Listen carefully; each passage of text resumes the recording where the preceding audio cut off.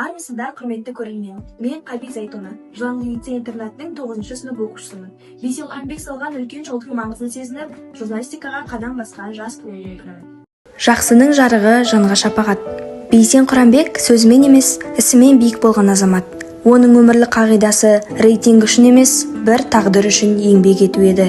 Адамдардың мұңын шынайы тыңдап, үміт отын жағуы оның ең үлкен адамдық қасиеті. Қайысты бастаса да әділдікті алға қойып, жұртқа жанашыр бола білді. Жас журналистерге кәсіби адалдық пен парасаттылықтың қандай болатынын өз өмірімен көрсетті.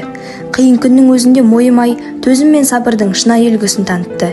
Бейсеннен үйренер асыл нәрсе дабырасыз жақсылық жасау, адамға шын көңілмен көмектесу және бар өмірдің қадірін білу. Бейсен ағамыздың шақыртуымен біздің Жыланды ауылынан талай азамат айтуға оңай бағдарламасына қатысып барған сәт әлі күнге жүрегімізде. Тәртіпті текті ауыл деп ерекше атап өткен еді. Ауыл дүкендерінде Шыңғыс Акимайтының да мақтанышпен айтып елге үлгі қылды. Қазақстандағы ең үздік ауылдардың бірі Алакөл ауданындағы Жыланды ауылына келдік.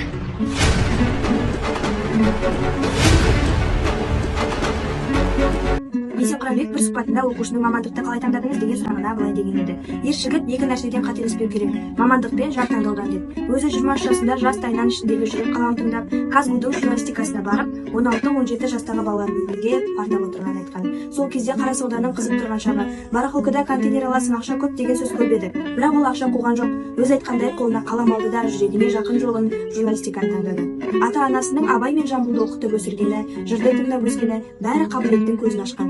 Құдай әр адамға қабілет береді. Тек соны тауып, өзің қалаған істі істеу керек деген Бейсеннің сөзі бүгінгі жастарға қалдырған өсиет. Айтуға оңай мен қарекет бағдарламасы Жетісу арнасындағы басшылық қызметі. Бейсен Құранбектің атқарған шаш етек шаруасының бір парасы ғана. Танылмай жүрген таланттарды елге танытты. Қазаққа қажет деген кітаптарды шығаруға атсалысты. Жастарға ауадай қажет деп аудан аралап тренинг өткізді.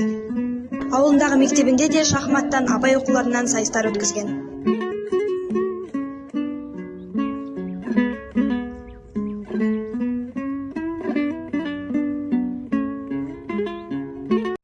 Біз жақсы көрінгенді, әсерлі сөз айтқанды, әдемі сыйлық алып бергенді, дұрыс деп санаймыз. Жар деген осындай болу керек деп ойлаймыз. Олай емес. Бүгін біз халқымыздың ерекше құрметіне ие болған елге жанашыр азамат Бейсен Құранбек туралы естелік сұхбат өрбітетін боламыз. Осы мақсатта мен математика пәнінің мұғалімі, жас маман Айбота Айқын қызымен арнайы әңгімелесуге келдім. Бейсен ағаның өмірі мен еңбегіне байланысты өз әсерімен бөліседі деген сенімдемін. Айбота апай, қош келдіңіз. Сізге бір сұрақтар қоя кетсем. Сіз үшін Бейсен Құранбек кім болды? Өзінің өмірлік қағидаларымен үлгі болған үздік тұлға деп білемін. Адал, жанашыр, нағыз патриот азамат ретінде жүрегімізде сақталады. Келесі сұрағым, сіздің ойыңызша Бейсен Құранбекті өзгеше қылған қасиет не?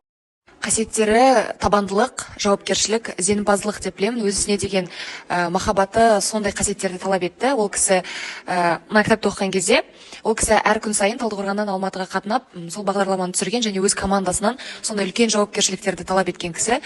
Сол жауапкершілік, сондай бір қасиеттердің арқасында осы бағдарлама барлық қазақтың жүрегін жаулады деп білемін. Яғни тек халыққа қызмет еткен, иә? Айтуға оңай қарекет бағдарламалары арқылы Бейсен аға нені дәлелдеді? Адам тек өзі үшін емес, өзгелер үшін де қызмет жасау арқылы өмірлік миссияларын орындай алатынын дәлелдеді деп ойлаймын.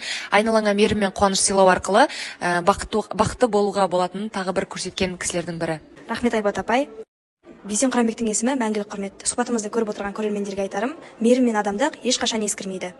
Келесі кездескенше аман болыңыздар.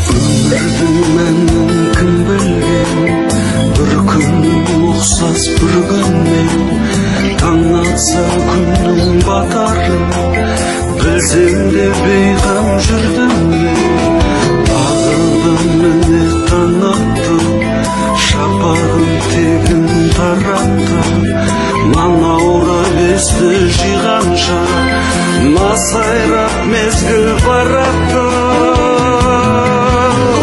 таң атса болды күн батты ұршығын мезгіл зырлатты.